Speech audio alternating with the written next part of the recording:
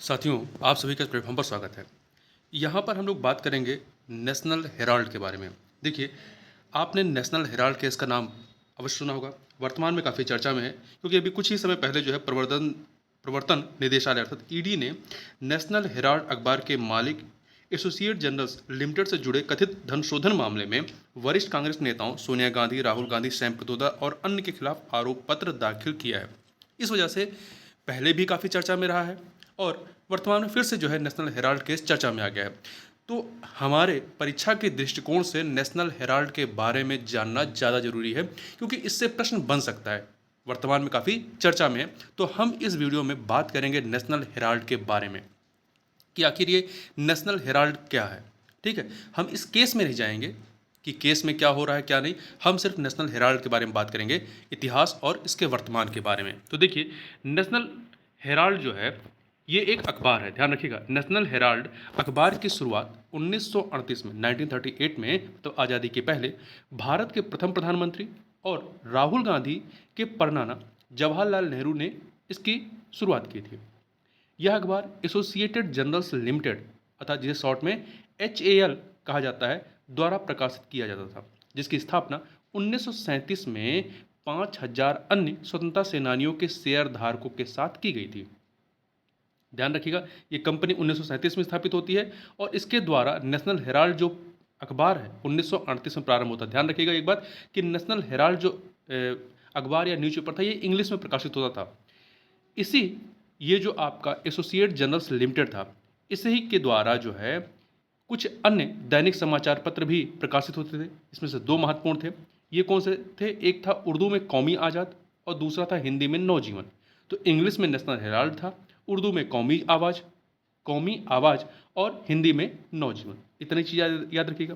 उस समय के कुछ सर्वाधिक प्रभावशाली नेताओं द्वारा संचालित नेशनल हेराल्ड की पहचान भारत के स्वतंत्रता संग्राम से जुड़ी हुई थी, जिससे इसे देश के महान राष्ट्रवादी समाचार पत्र होने की प्रतिष्ठा प्राप्त हुई। अखबार की उग्र और तीखी संपादकीय शैली थी। जवाहरलाल नेहरू नियमित रूप से कड़े शब्दों वाले कॉलम लिखते थे।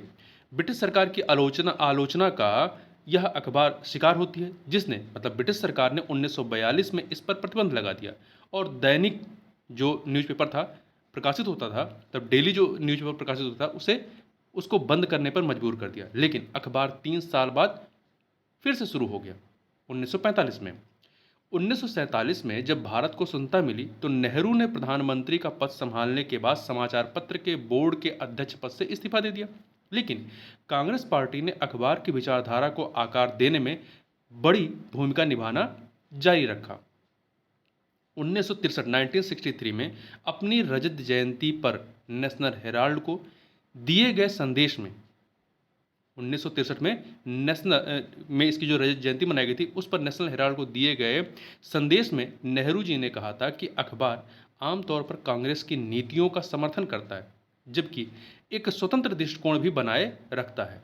नेशनल हेराल्ड भारत के कुछ बेहतरीन पत्रकारों के संरक्षण में अग्रणी अंग्रेजी दैनिकों में से एक बन गया। मतलब जो अंग्रेजी का अखबार था, डेली प्रकाशित होता था।